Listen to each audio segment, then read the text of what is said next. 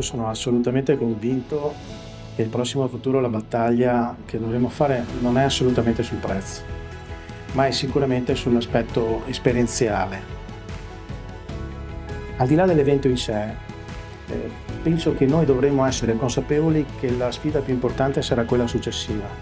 dopo l'evento, per riuscire a costruire anche delle relazioni consolidate, no? Con questi milioni di turisti che avranno modo di conoscere non solo Cortina,